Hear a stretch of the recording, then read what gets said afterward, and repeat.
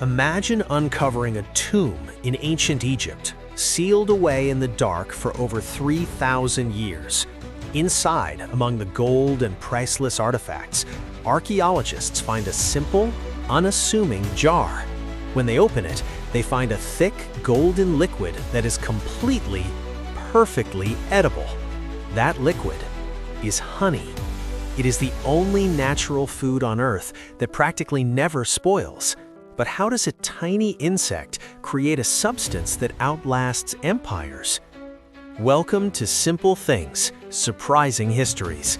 Today, we're looking at a simple jar of honey sitting in your kitchen pantry and uncovering the incredible, almost magical chemistry it took to get there.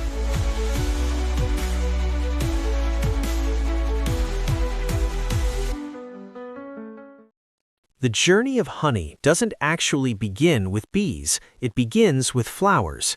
To entice insects, flowers produce nectar, a sweet, watery liquid. This is where our hero, the female worker bee, comes in. She is a forager. Every single day, she visits up to 1,500 flowers. To make just 1 pound of honey, a colony needs to visit around 2 million flowers, flying a cumulative distance equal to orbiting the Earth 3 times. When a forager lands on a bloom, she uses her long, tube-like tongue, called a proboscis, to suck up the nectar. But she doesn't digest it. Instead, she stores it in a specialized internal pouch called a honey stomach. This is where the true science begins. Inside the bee's honey stomach, the nectar mixes with a special enzyme called invertase.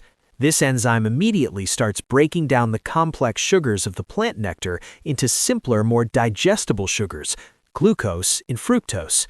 When her honey stomach is completely full, the forager flies back to the dark of the hive. But she doesn't just spit the nectar into a honeycomb, she passes it on to a younger processor bee, mouth to mouth.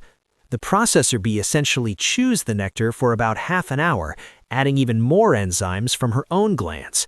This isn't just about making it sweeter. These enzymes create trace amounts of gluconic acid and hydrogen peroxide, turning the mixture into an acidic environment, highly hostile to bacteria.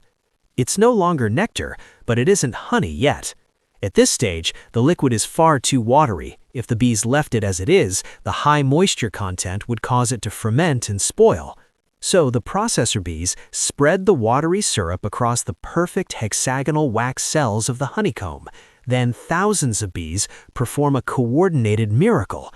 They stand over the cells and beat their wings at incredible speeds, creating a massive, continuous draft of warm air throughout the entire hive. This constant fanning literally evaporates the water right out of the nectar. The moisture level drops from around 80% down to less than 18%. Finally, the liquid becomes thick, sticky, and immortal. To protect their masterpiece, the bees seal the cell with a fresh, airtight layer of beeswax, locking it away for the harsh winter. The next time you stir a spoonful of honey into your morning tea or drizzle it over your breakfast, pause for just a moment. You are looking at the life's work of dozens of bees. In fact, a single worker bee will produce just 1/12 of a teaspoon of honey in her entire lifetime. Your single spoonful took thousands of miles of flight and millions of flowers to create. It is a true masterpiece of nature, chemistry, and teamwork. Thank you for exploring the surprising history behind the simple things with us today. If you enjoyed this journey, please hit that like button, share this video with a curious friend, and subscribe to Simple Things Surprising Histories for more fascinating stories. See you next time.